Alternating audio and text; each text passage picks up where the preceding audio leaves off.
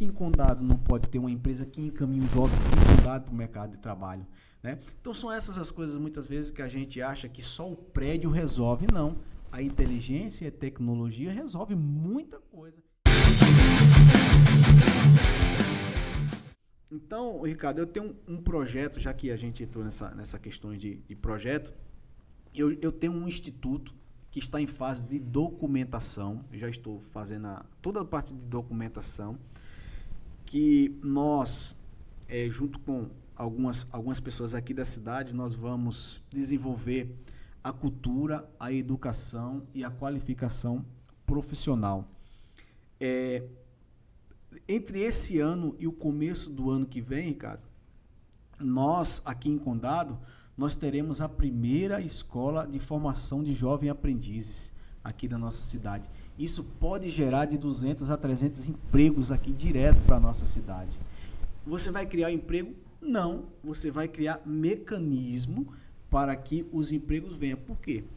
Porque hoje, por lei, toda empresa que tem acima de 5, 15 funcionários, ela tem por obrigação ter um jovem aprendiz. E por que não tem jovem aprendiz em Condado?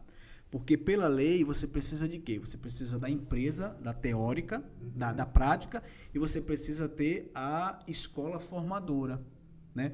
E é exatamente nesse sentido que nós estamos trabalhando, para abrir a nossa escola, para formar jovens aprendizes, para enviar jovens aprendizes para o mercado de trabalho. Recentemente circulou aqui que uma empresa aqui do município, acho que do Goiânia, ali do Polo, da Cablin, estava contratando jovens aprendizes.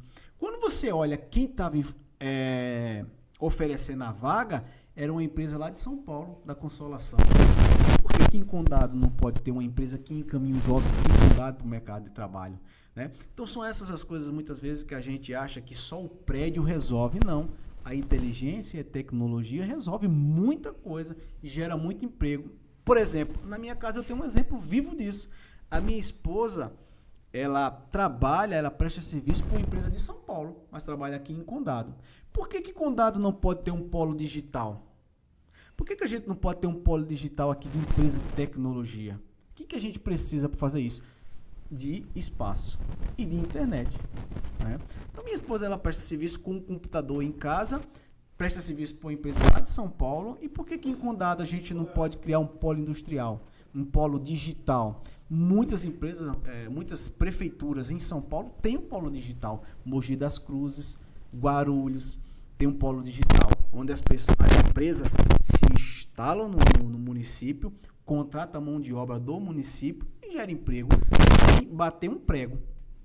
Então são essas coisas que a gente pode ajudar com a nossa vivência, com a nossa experiência, e aquilo que a gente viu lá fora, que eu digo, tudo que eu vi aqui era bom em Condado, a gente quer replicar fora, a gente quer replicar em Condado. Isso é importante. Eu poderia usar isso como matéria eleitoreira, né? Mas eu não uso por quê? Porque mais vale as pessoas do que o projeto pessoal de candidato A e de candidato B. E uma coisa que você viu que dá certo, né? Já funciona em algum lugar, já tem um projeto semelhante que já funciona, né? O primeiro emprego da minha esposa foi com 14 anos, jovem aprendiz.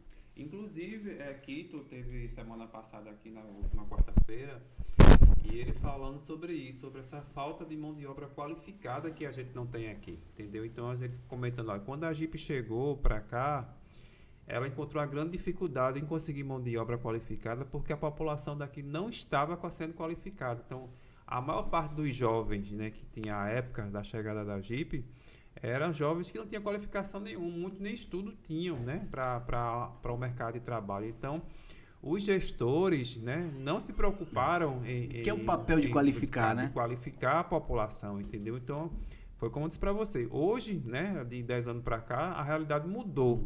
Não é ainda o essencial, porque a gente não é difícil de você encontrar jovem ainda que não tem uma qualificação, que não está se preparando para o mercado de trabalho, principalmente na educação.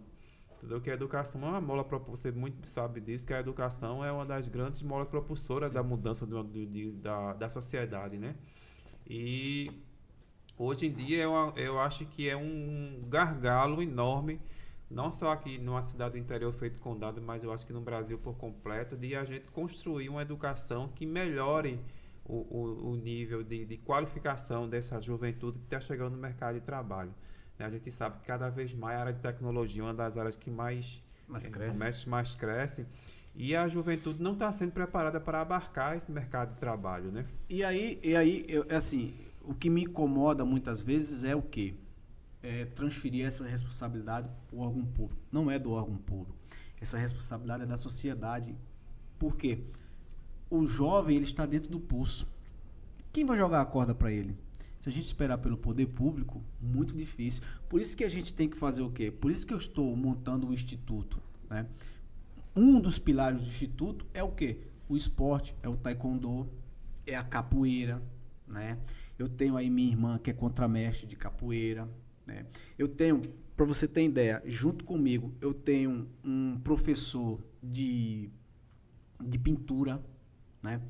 De pintura de quadro, né? Eu tenho já comigo um professor de desenho, eu tenho um professor de capoeira. E o que a gente vai fazer? A estrutura do instituto, nós vamos ter lá, por exemplo, música. É um exemplo. Por exemplo, hoje você pega uma criança, você pega lá 10 crianças e coloca aquelas 10 crianças para aprender a tocar violão, né? Pode ter certeza. Elas vão aprender, mas digamos assim, você coloca lá 10 jovens para aprender a tocar violão. Pode ter certeza que daqui a um ano ele vai estar fazendo seresta e ganhando o dinheiro dele através da música. Tocar teclado, bateria, percussão. Então, assim, são ferramentas que a gente pode estudar, que a gente pode fazer em parceria com o poder público e com a iniciativa privada. Por quê? Eu tenho um amigo, chama Eduardo Lira, né? Ele, em 2012, ele teve uma ideia, ele criou uma ONG chamada Gerando Falcões. E ele trabalhava comigo na prefeitura, né? Eu trabalhei 7 anos na prefeitura da minha cidade. Fui assessor parlamentar, vereador, fui diretor da Secretaria de Planejamento, eu fui assessor educacional, né? Enfim, eu fui por 5 anos policial penal no estado de São Paulo, né? Eu fui aprovado 2 vezes na Polícia Militar, eu fui aprovado na Fundação Casa, né? Tudo isso através de quê? Da educação e da oportunidade. Então esse meu amigo Eduardo Lira, ele falou para mim assim: Carlson, vamos mudar o mundo. Eu tenho até um livro que ele escreveu e está escrito lá: você pode mudar o mundo. Então eu me apego muito a isso, né? E hoje, para você ter uma ideia, a ONG dele, ele criou uma rede de ONG que dentro da estrutura da ONG dele hoje existe mais de 2.000 ONG em favelas no Brasil inteiro. E aí um dia eu conversando com ele, eu disse: ô Edu, na minha cidade, eu contei para ele, na minha cidade é assim, assim, assim e tal. Então, porque muitas vezes a gente fala assim, os olhos das pessoas estão muito preocupados com favela. Mas se você comparar isso socialmente com um município feito o nosso, a favela está muito mais na frente do nosso município. Por quê? Porque geralmente as favelas estão em grandes centros. Você pega um ônibus, você está dentro da cidade. Condado não. Se você hoje for para o Recife, por exemplo, é 1h30 de ônibus. O transporte público te traz até Goiânia. Então, a dificuldade do jovem no interior é muito maior se comparada com a da favela, por causa do acesso. Saneamento básico equiparado, né? Então tudo assim. Aí eu falei pra ele essa situação. Aí eu falei assim: pô, por que vai pro Nordeste? Ele falou assim: vá você. Por que você não muda essa realidade? Né? E aquilo marcou muito o meu coração. Então, por exemplo, hoje a ONG dele tem parceria ao Wizard, o Grupo Gerdau, tem o Pão de Açúcar. Hoje a ONG dele arrecada por ano 100 milhões de reais, né? Então, assim, dá para fazer muita coisa com inteligência, tá? Com as pessoas certas, no local certo. Dá para fazer muita coisa. E por que não usar a política para fazer o bem, né? Então, é mais ou menos nesse sentido que eu quero apresentar as minhas propostas para o povo de Condado.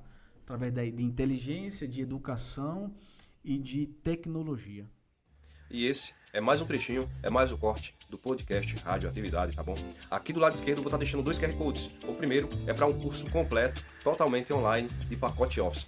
O segundo é para você colaborar com qualquer valor para ajudar o nosso canal, tá bom? Do lado direito eu vou estar deixando 2 cortes, onde vale muito a pena você assistir, tá bom? E não esquece de compartilhar, de comentar, de curtir, tá bom? Fica ligadinho, fica ligadinha, que vem muita coisa boa por aí.